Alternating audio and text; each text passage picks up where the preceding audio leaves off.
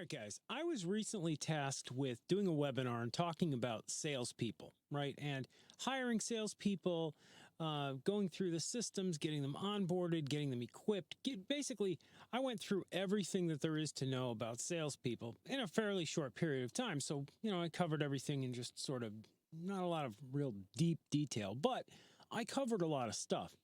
And it really got me thinking about salespeople and particularly about one specific topic, which is bad salespeople.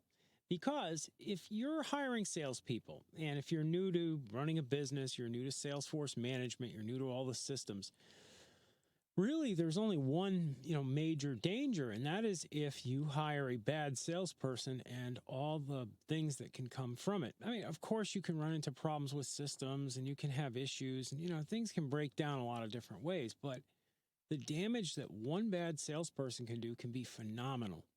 And I told a story because I remembered a sales guy that I had. We had a deal that was pretty much almost done, right? This was a deal for a website. It was a very complicated site. It was a site with multiple databases.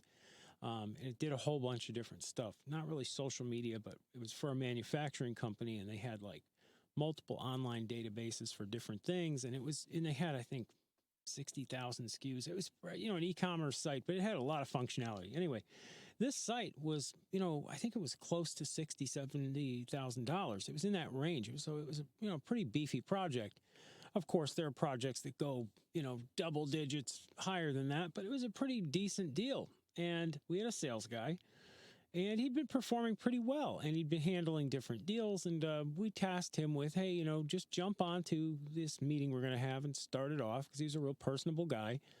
And, handle things while we get ready and we hop on. Literally, it was a nothing job. It was just the job of hopping on, and we were going to give him, a piece of a commission on the deal. It wasn't his deal. But anyway, we found out this guy was a closet alcoholic, and we found out because he was completely annihilated drunk. He got on, started a fight with the client, and ended up getting so nasty and saying such ridiculously bad stuff. And I'm not even going to go there with what he said, but suffice it to say, it was every level of horrible. And it wound up actually costing us the deal because the person thought we were such a ridiculous organization. And we were, let's be honest. We put a drunk on. We didn't know he was a drunk, but we were responsible for his actions regardless. And this guy ended up costing us that deal. And that deal, still burns me to this day a little bit years later, because this guy, just unintentionally he obviously had a serious problem, was a drunk, and he got on and completely ruined a sale for us.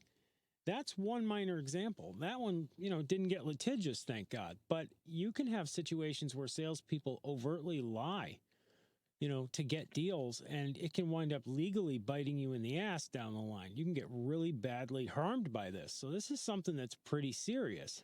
And so how do you avoid this? That's the big question, because you can't, stop the world from being the world.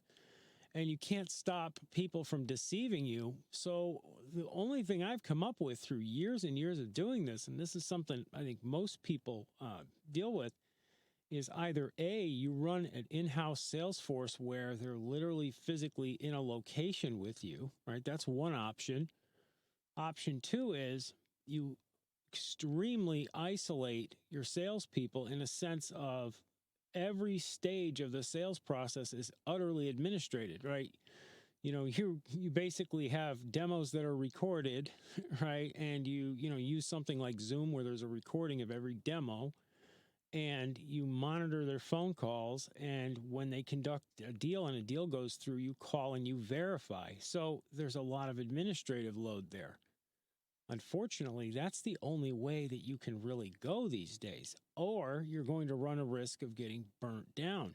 Now, people come back and they say to me, because I've always been, very loose in the hiring process. I've always believed that I don't hire based upon credentials. I don't hire, a salesperson based upon, having a college degree or, going and chasing down every reference and making sure everything in that resume is perfect, because it's usually not. So I hire based on, is this person charismatic? Are they intelligent? Can they keep up? I look at things from a multitude of angles, and I really just trust my gut in the end, and I try people out, and I figure out if people work through, their performance. But maybe you could bring down the level of dysfunction by being more strict there.